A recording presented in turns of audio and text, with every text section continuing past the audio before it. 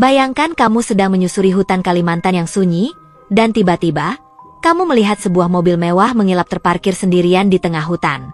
Tidak ada jejak ban. Tidak ada jalan masuk. Tidak ada orang di dalamnya. Yang lebih mengerikan, pemilik mobil itu tidak pernah ditemukan sampai sekarang.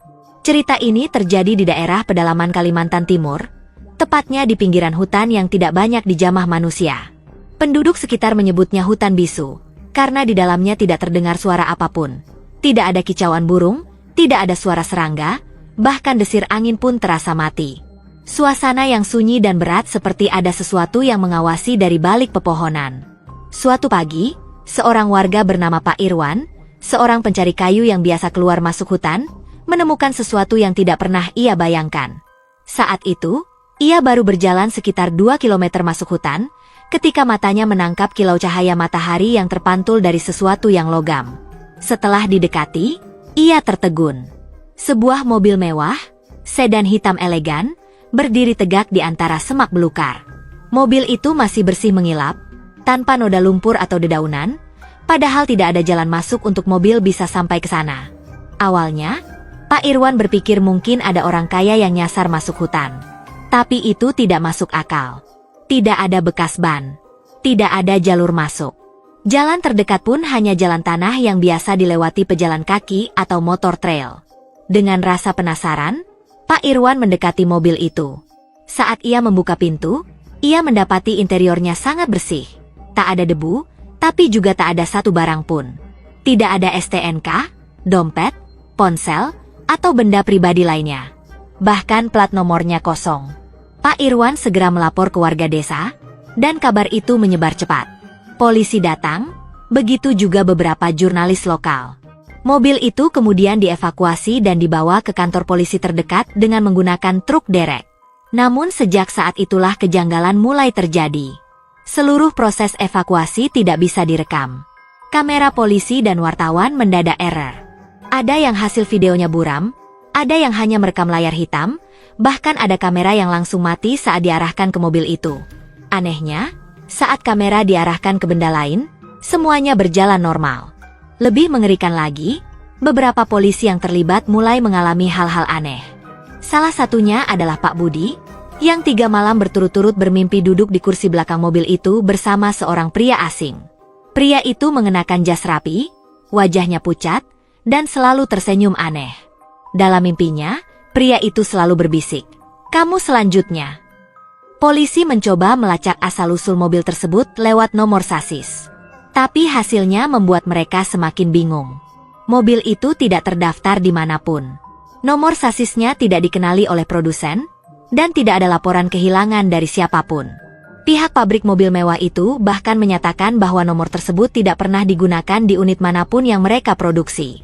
Beberapa hari setelah mobil diamankan, 2 polisi mengalami kecelakaan tragis saat dalam perjalanan pulang.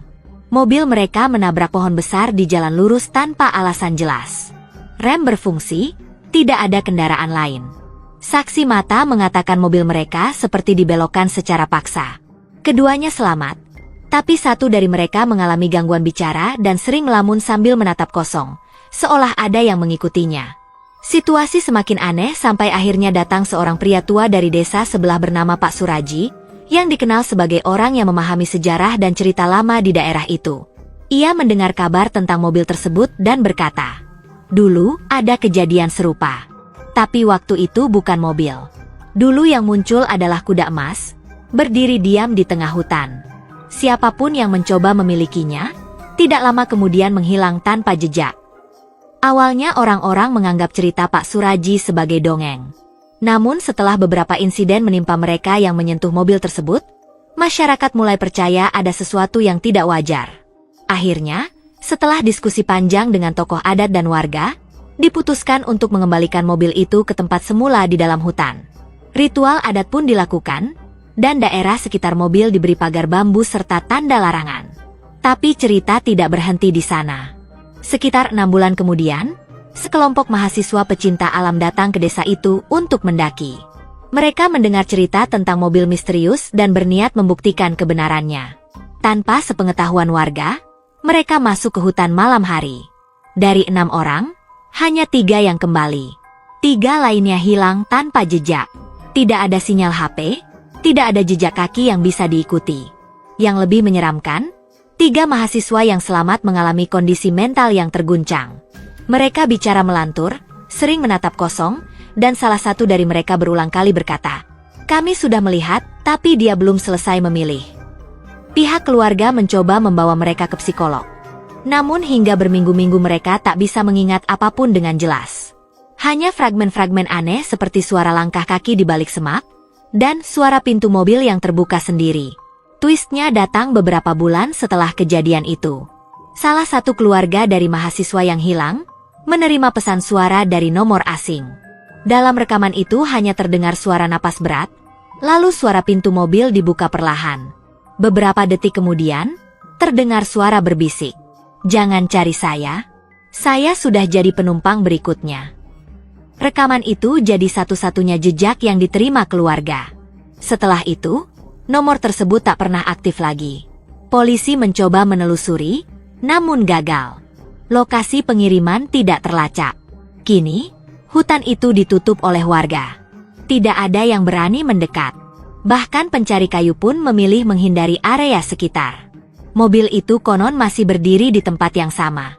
Tidak pernah berdebu, tidak pernah rusak, dan selalu tampak menunggu. Jadi, kalau suatu hari kamu melihat mobil mewah terparkir di tempat yang tidak masuk akal sendirian di tengah hutan, jangan pernah mendekat. Karena mungkin saja, mobil itu sedang menunggumu menjadi penumpang berikutnya.